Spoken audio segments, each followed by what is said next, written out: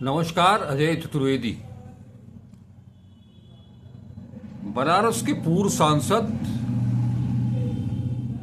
कभी कांग्रेस में अपने 4 दशक बिताने वाले और हाल ही में लोकसभा चुनाव के ठीक पहले पाला बदलकर बीजेपी की सदस्यता ग्रहण करने वाले डॉक्टर राजेश मिश्रा आज भले ही भारतीय जनता पार्टी में शामिल हो गए हैं, लेकिन उनकी वैचारिकी आज भी बिल्कुल नहीं बदली है। आज जब वो पराड़कर स्मृति भवन में स्वतंत्रता संग्राम सेनानी, पूर्व मंत्री और प्रखर समाजवादी प्रभु नारायण सिंह की जयंती पर उन्हें श्रद्धा सुमन अर्पित करने के लिए मंच पर पहुंचे तो उनकी आवाज में खनक वही थी। अपने श्रद्धा सुमन अर्पित करने के लिए वो पहुंचे थे। वो गोष्ठी थी वैचारिक राजनीति की दशा और दिशा। राजेश मिश्रा ने अपने बातों की शुरुआत की महंगाई से। गौरतलब है कि वो आज कांग्रेस में नहीं, भारतीय जनता पार्टी में है। बावजूद इसके उन्होंने महंगाई का मुद्दा उठाया। 400 रुपए किलो लहसुन बिक रहा है, इस सवाल से उन्होंने अपनी बात शुरू की। इतना ही नहीं, उन्होंने गांधी और अंबेडकर की तुलना भी की और बताया कि गांधी पर आज की राजनीति में अंबेडकर भारी क्यों हैं। और एक तीसरा सवाल, एक तीसरा मुद्दा, हालांकि वो बीजेपी में होने के चलते ही कह पाए हैं कि आज की राजनीति में जो विकृतियां आई हैं उसके पीछे का बड़ा कारण हिंदुस्तान की राजनीति से, हिंदुस्तान के विश्वविद्यालयों से जो राजनीति की पाठशाला हुआ करती थी, छात्र संघ, उसे खत्म किया गया। और इसके लिए राजेश मिश्रा ने जिम्मेदार ठहराया राहुल गांधी को। तो सुनते हैं राजेश मिश्रा ने क्या कुछ कहा। स्वर्गीय प्रभु नारायण सिंह की 125वीं जयंती के अवसर पे श्री सुरेंद्र प्रताप जी, प्रोफेसर ओपी सिंह जी, पंडित अनिल उपाध्याय जी, रूपनाथ यादव जी, विजय नारायण जी, डॉक्टर विजय चौबे जी, अंकित शर्मा जी, श्री राधेश्याम सिंह जी, अनिल श्रीवास्तव जी, चंद्रदास विश्वकर्मा जी, इस प्रांगण में मौजूद बड़े भाई श्री कुमार सिंह जी, ओपी सिंह जी, सारे सम्मानित जन, सारे पत्रकार भाइयों, सारे हमारे विशिष्टजन, बहुत देर से हमें लगता है कि 2 घंटे से मैं सबकी बात सुन रहा हूं। बड़े भाई अर्जुन सिंह जी ने बहुत अच्छी तरह से संचालन भी किया है और इस कार्यक्रम का आयोजन भी किया है। सबकी बात सुनने के बाद मुझे ये लगता है कि हिंदुस्तान की सियासत के 2 पक्ष हैं। एक पक्ष जिस पे बात हो रही है वो इतिहास के पन्नों में दर्ज है। आज की क्या स्थिति है, जब तक हम पुराने राजनीतिक इतिहास और आज की वर्तमान परिस्थिति का आकलन नहीं कर पाएंगे, तब तक हमें लगता है कि ये विषय पूरा नहीं। हम किसी की आलोचना नहीं करना चाहते, शायद मैं जीवन में कल्पना नहीं कर सकता था। बड़े भाई अरविंद सिंह जी ने चर्चा किया कि राजेश जी अब भाजपा में है। मैं शायद जीवन में कल्पना नहीं कर सकता था कि कभी मुझे पार्टी छोड़ना पड़ेगा, लेकिन कभी कभी परिस्थितियां ऐसी होती हैं। राजनीति में यदि लालच हो,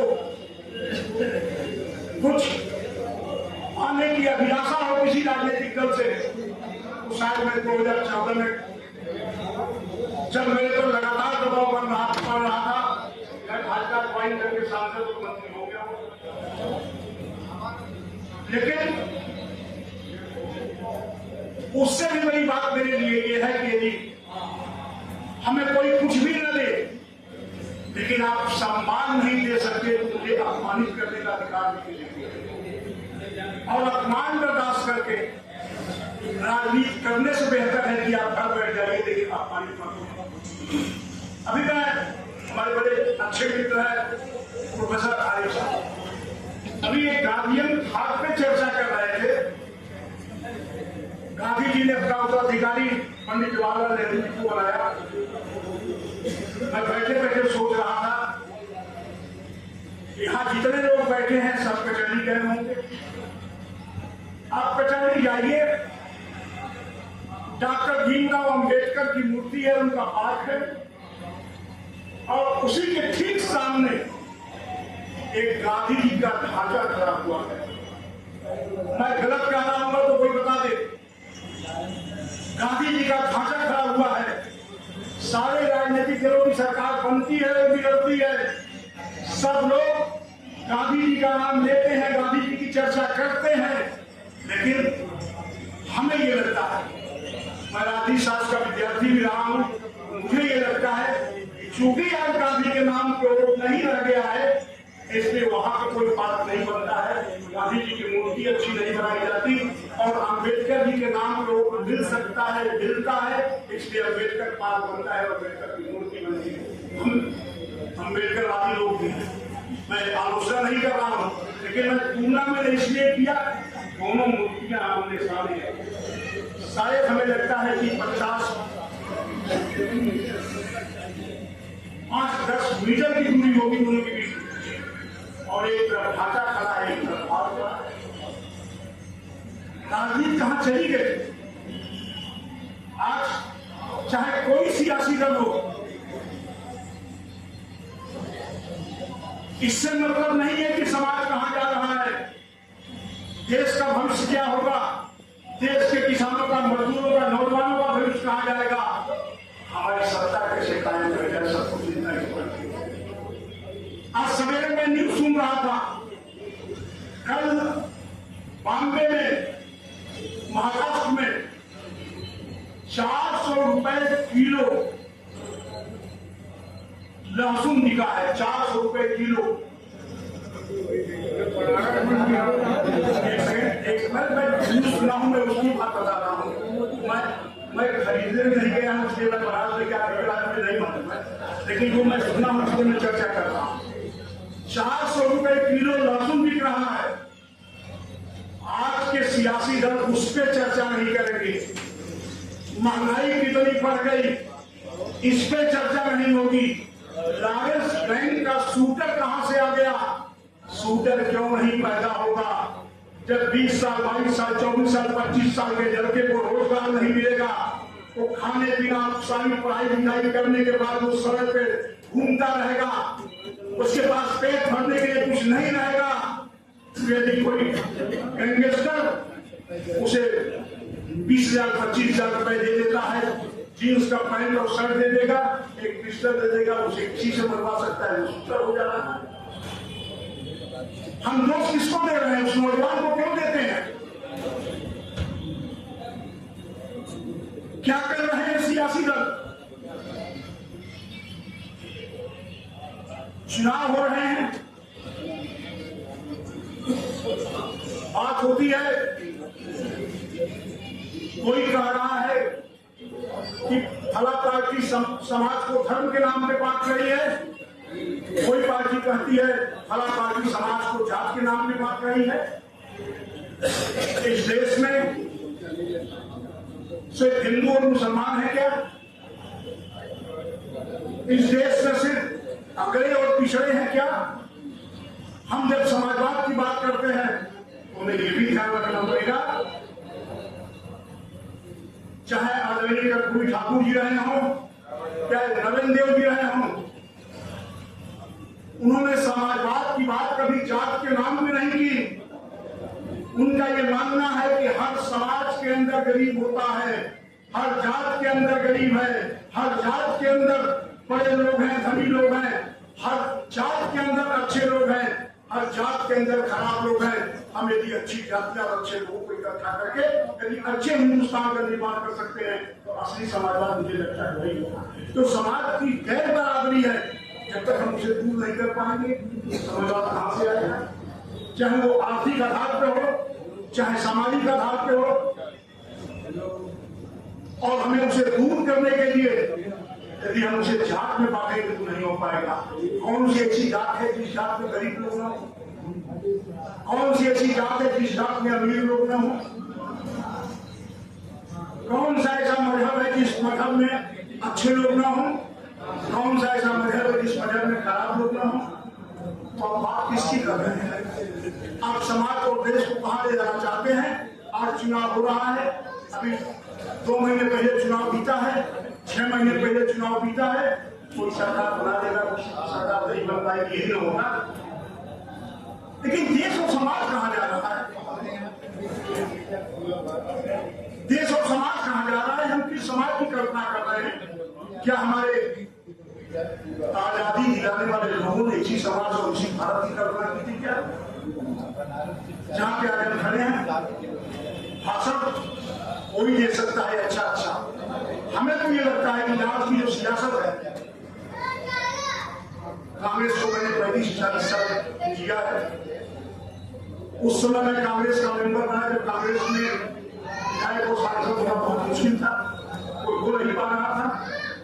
पहली बार मैं आज जिले का चुनाव निर्दल जीता, भाजपा लाखों जिले में हरा के मैं निर्दल जीतने पर कांग्रेस बैठ दिया। कांग्रेस से फिर दोबारा जीता, फिर कांग्रेस से सांसद हुआ, कांग्रेस का कोई विधायक और हर विधानसभा में मैंने भाजपा को हरा दिया। आज भी समाज में अच्छे लोग हैं, लेकिन अब जो राजनीति और सियासत है राजनीतिक दलों की, मेरा ये मानना है कि पहली क्राइटेरिया राजनीति में ये हो गई है कि आप बुद्धि का इस्तेमाल करो। बहुत ज्यादा सोचेंगे तो आपको कोई लाभ नहीं मिलने वाला है, क्योंकि आपको हर दल में खामियां मिलेंगी। हर जगह आपके अंदर वैचारिक विभिन्नताएं आएंगी, और यदि आपको कुछ पाना है तो लीडरशिप के इर्द गिर्द घूमते नहीं आपको मिल जाएगा, और तो नहीं। या तो आपके अंदर वो क्षमता है, संघर्ष खत्म हो गया। और मैं मानता हूं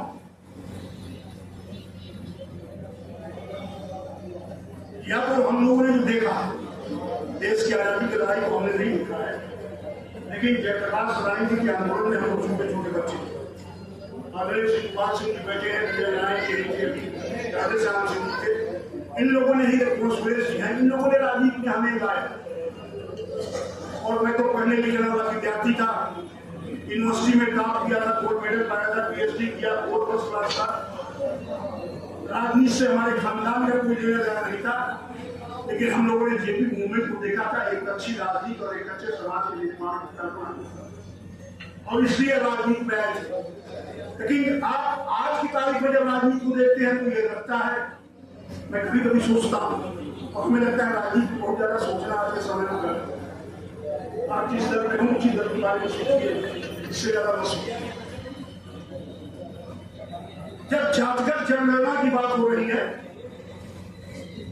और जब हटो पे तो कटो की बात हो रही है, मुझे तो समझ नहीं आता कि हम लोग इसे फिर कहाँ हो रहे हैं।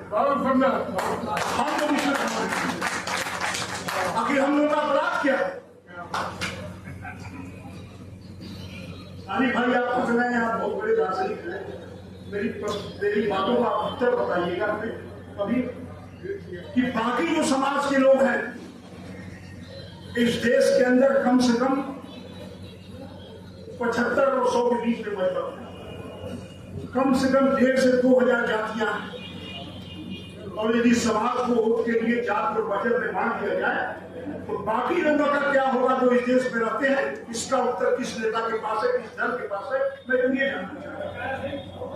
और ये मुझे लगता है कि ये दुर्भाग्य है सबसे। हम अच्छे समाज का निर्माण नहीं कर पाते। हम देश को, बयानों में तो सारे नेता कह दे रहे हैं कि देश हमारा 4वीं अर्थव्यवस्था में पहुंच गया, 5वीं अर्थव्यवस्था पहुंच गया, 10वीं पहुंच गया, हम ये हो गए, हम वो हो गए। लेकिन जो जमीन पे खड़ा होकर देश के हालात को देखता है तो उसे लगता है कि लोग कहां गए। और आज आवश्यकता ऐसी बात की है, संयोग है कि सब टीवी में और मैंने चर्चा वैसा न बोलता, लेकिन चर्चा मैंने इसलिए किया कि इस बात को सोचने की आवश्यकता है। समाज कहां जा रहा है, भविष्य में क्या होगा, हम कहां खड़े होंगे। कोई देश जातियों के नाम पे और मजहब के नाम पे कभी मजबूत नहीं हो सकती। देश तभी मजबूत होगा जब विचारों के नाम, विचारों की वजह से लोग मजबूत हो, देश मजबूत होगा। और आज दुर्भाग्य है कि देश के अंदर जाति और मजहब की बात नहीं करते। हम जिनकी जयंती में यहाँ मौजूद हैं वो लोग इतिहास और जितने नामों की चर्चा की गई है वक्ताओं द्वारा, वो सब इतिहास को, हम इतिहास को पढ़ते हैं, लेकिन आज इतिहास को पढ़ने से ज्यादा इतिहास से सीख लेके इतिहास को लिखने की आवश्यकता है कभी देश में। और जब तक हम मजबूत इतिहास की आधारशिला नहीं रख पाएंगे तब तक देश में। और आज हम स्वर्गीय प्रभु नारायण सिंह जी की इस जयंती पे ये विश्वास करते हैं इस तरह की गोष्ठियां होनी चाहिए। और एक आली भाई से मैंने नाम लेके मैंने कहा गांधी जी पे, भाई अरविंद सिंह जी हैं यहाँ मौजूद, मैं कहूंगा कि सब लोग योगदान दें और अंबेडकर पार्क के सामने जो गांधी जी का ढांचा खड़ा है उस ढांचे को अच्छी मूर्ति के रूप में बनाने के लिए सब लोग आर्थिक मदद करें और वहां गांधी जी की बड़ी प्रतिमा अच्छी कष्ट होता है कि हम गांधी का नाम लेते हैं और आप उस ढांचे को देखिए तो आपका सिर सर से झुक जाएगा। अरे छोड़िए, आपको एको बार नहीं कहे पता नहीं। अरे भाई तो हम तो लगे सब लोग पैसा देकर उसको बनवाने करें, हम तो ये कर रहे हैं ना, हम किसी पे डिपेंड होने की बात नहीं कर रहे हैं कि कौन बनवाएगा कौन नहीं बनवाएगा। हम लोग आपस में पैसा इकट्ठा करके गांधी की बढ़िया घटना कर गांधी जी का बढ़िया बात बनवाए। ये हम उस रचनात्मक काम को करें जिसकी आज आवश्यकता है। हम इन्हीं बातों के साथ किसी को भी मेरी बात का नेता नहीं लगे, क्योंकि मैं सब जो बोल रहा था मैं हर दिल के लिए बोल रहा था, किसी दल के लिए मैंने नहीं बोला है। आज कभी कभी मैं सोचता हूँ, एक बात मुझे याद आ गई उसको भी बोल दे रहा हूँ। कभी कभी मैं सोचता हूँ कि यदि छात्र संघों की राजनीति जैसे हम लोग समझती, यदि वो राजनीति जीवित रहती तो आज समाज के अंदर जो राजनीति में तमाम सारे दुर्गुण आए जाएगा वो दुर्गुण। और मैं मानता हूं कि श्री राहुल गांधी जी ने छात्र संघों के चुनाव के लिए जो रिंग कमेटी बनाई थी और उस कमेटी की रिपोर्ट के आने के बाद छात्र संघों की सियासत खत्म हो गई। छात्र संघों की सियासत खत्म हो गई, राजनीति में ठेकेदार, व्यापारी, माफिया वो राजनीति पे हावी हो गए और जो राजनीति करने वाले लोग थे वो पीछे चले गए। और इस तरह के लोग जिनके पास धन है, बल है, पैसा है, वो राजनीति में नेताओं की चाटपाट करके आगे और हर राजनीति बड़े नेता हैं, उन्हें ये प्रिय है, उन्हें अपने चाटुकारिता भी प्रिय है और पैसा। और जो राजनीतिक लोग हैं वो पीछे होते और जो गैर राजनीतिक लोग थे धन बल के आधार पे वो राजनीति में हावी हो गए। शायद वो शासन को पहले था वो हार रहा होता। बड़े भाई शिवपाल सिंह जी बैठे हैं, सुरेश जी बैठे हैं, अरविंद सिंह जी हैं, बड़े बड़े माफिया बीएचयू में जब हम लोग राजनीति करते थे सामने देख के किनारे हो जाते थे और दाहिने बाइने से कोशिश करते थे किसी तरह पैर छोड़ या नमस्कार करने की और आज भी सियासत करने इससे बड़ा दुर्भाग्य कुछ नहीं। इन्हीं बातों के साथ स्वर्गीय प्रभु नारायण सिंह जी के चरणों में अपनी सदा सुमन अर्पित करते हुए उनका नमन करता हूँ, विनती करता हूँ और उम्मीद करता हूँ कि हम लोग कम से कम जो अलग पीढ़ी के लोग हैं वो अलग तरह से सियासत की शुरुआत करें। धन्यवाद। जय हिंद, जय भारत। राजेश मिश्रा की बातें आपने सुनी। आप खुद ही अंदाजा लगाइए कि कांग्रेस से बीजेपी में आने के बाद भी राजेश मिश्रा की वैचारिकी में क्या बदलाव आया है या नहीं आया है, ये सोचिए आप ही। इसका उत्तर भी आप ही दीजिएगा। और अगली कड़ी में, अगले वीडियो में, अगले एपिसोड में हम आपको गांधी का ब्रिटिश अंपायर को, ब्रिटिश हुकूमत जिसके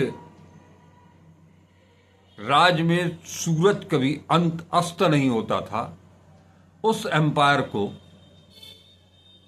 क्या जवाब दिया था अपने वस्त्रों को लेकर के, अपने घुटने तक की धोती और तन ढकने के लिए जो 2 कपड़े वो पहनते थे उसके बारे में। इसके बारे में हम बताएंगे अगले वीडियो में। तब तक के लिए हमें इजाजत दें। नमस्कार। अजय चतुर्वेदी।